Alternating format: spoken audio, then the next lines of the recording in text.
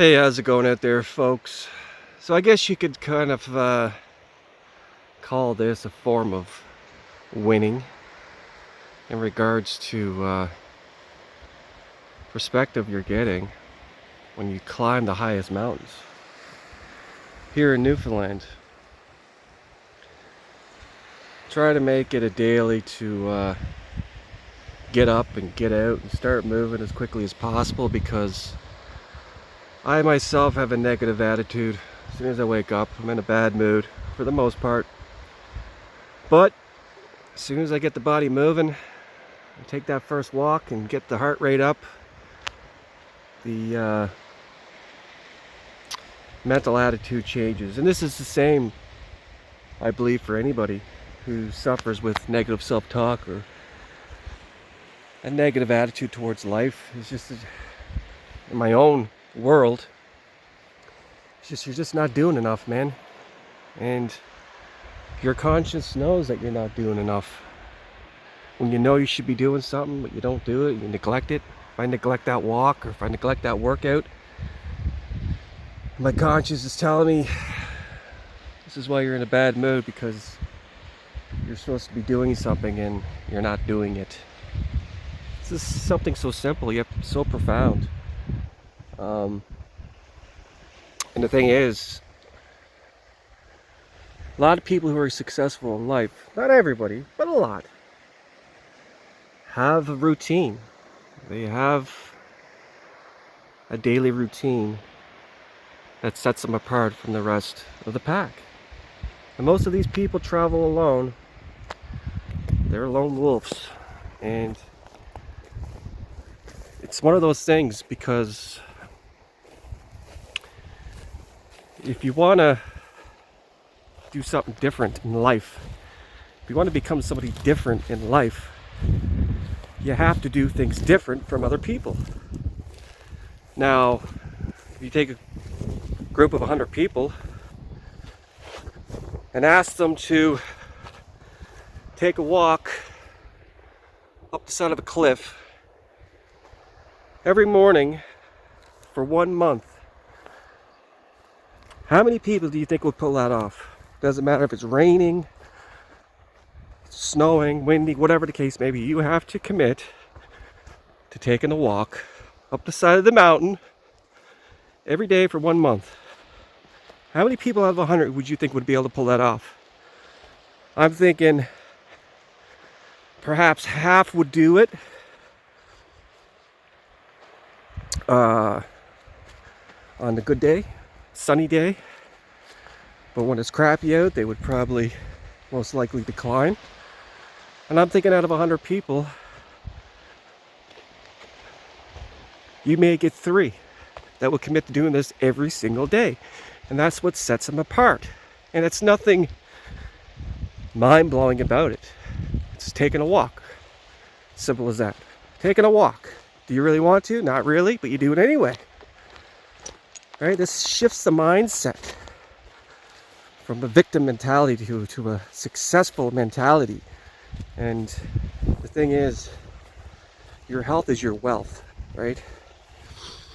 And sobriety is a superpower, because if you're fixated on any sort of vices, it causes a lot of stuff, man. It causes depression, it causes anxiety, it causes you to be what's the word I'm looking for? Lethargic, yeah.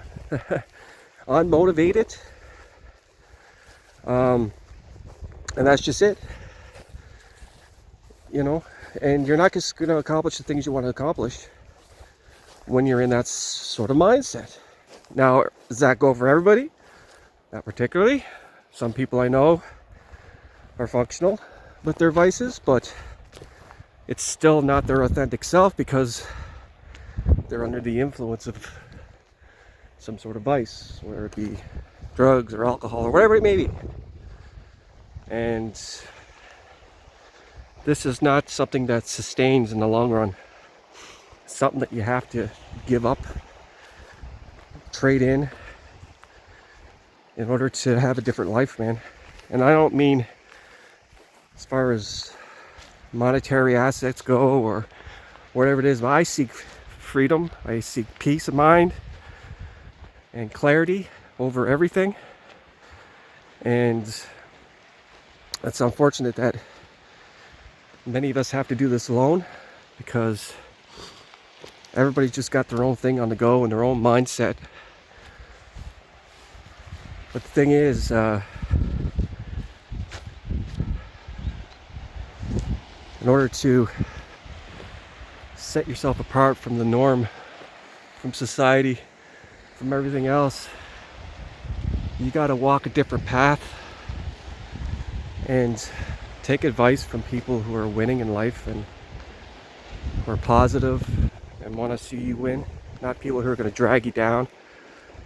Large percentage of people that you may have in your life are on a negative because they really don't like their life, and they cope with it every day, much like a lot of us do. Very unresponsive people try to reach out to certain people and they just don't respond. And they give you an excuse why they don't respond, because they're too busy or this or that. Hey, listen, man, you don't need to lie to me. If you don't want to respond, just be straight up about it, right? It only takes literally 5 seconds to fire a text message back to somebody.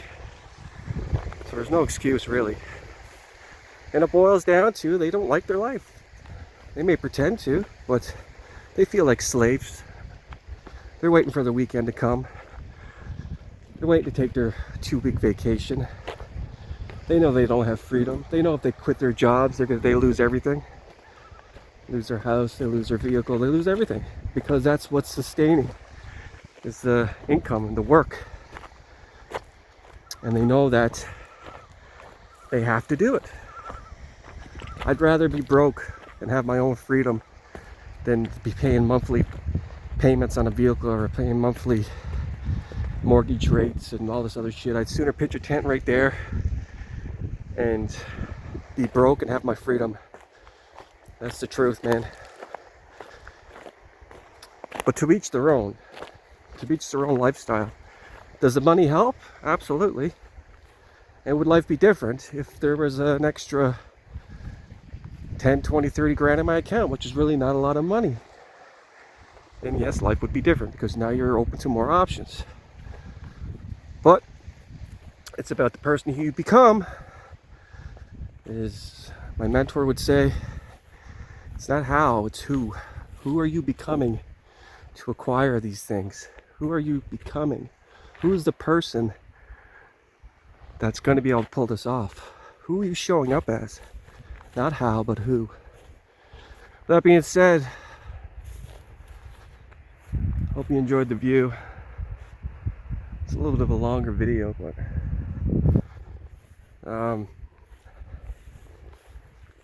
put these videos out to at least inspire people, inspire myself, whatever the case may be, man. We're all one.